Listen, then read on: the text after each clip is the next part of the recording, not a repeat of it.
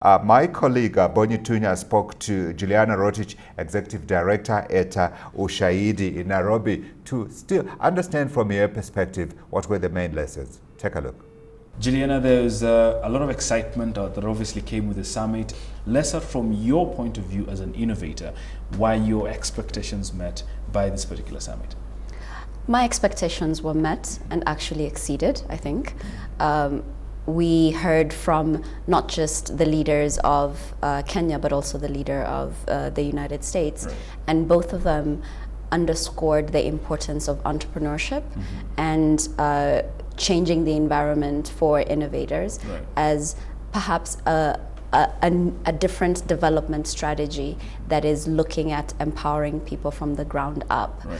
I think that was extremely powerful. And also what we saw was bringing together of innovators and entrepreneurs from all over Africa. Right. So that cemented Nairobi's, Kenya's role, not just as a leader in technology, but also as a very important hub for the rest of Africa. Right. I think the conversations, the networks, the deals that were sealed will only bode well for our economy in the coming decades. Right. There's a lot of big money conversation, Juliana, at the summit, and obviously there were reports of a few buyouts that happened. But from where you sit, do you think the young people and particularly innovators were particularly ready for this sort of new money, new partnerships that came with the summit? I think readiness, it's a continuum because there were different types of investors. There were institutional investors, Right. and there were also impact investors.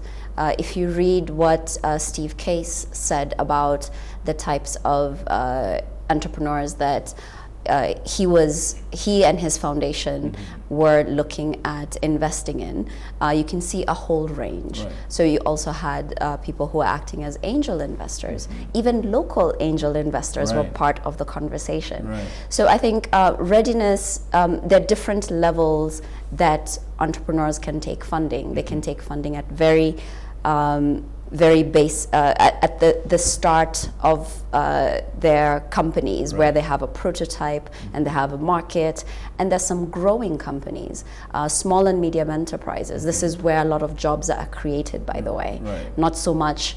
A lot more jobs are created by small and medium enterprises, and those ones needs different types of investors. The great thing is there was a mix for all varying levels of readiness Right. by the entrepreneurs. You mentioned that, and there's a lot of conversation because ultimately this summit and a lot of other conversations that are currently happening were anchored on empowering women or getting women at the front seat in this whole discussion.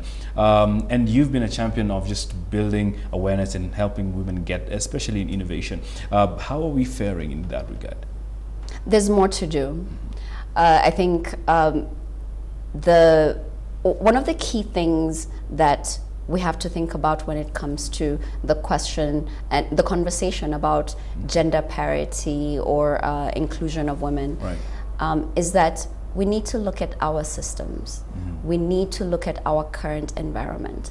Are we including women as part of the foundational way we do things?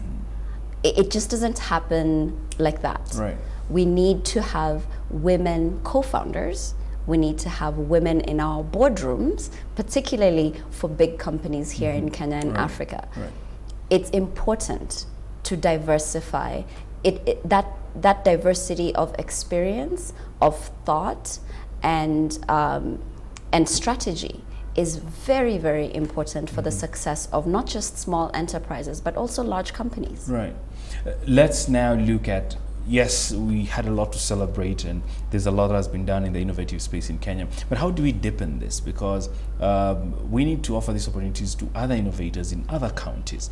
This was largely a Nairobi affair, and a lot of the well-documented efforts in innovation and entrepreneurship are really Nairobi or on Ngong Road even. How do we take this beyond the county to the rest of the country?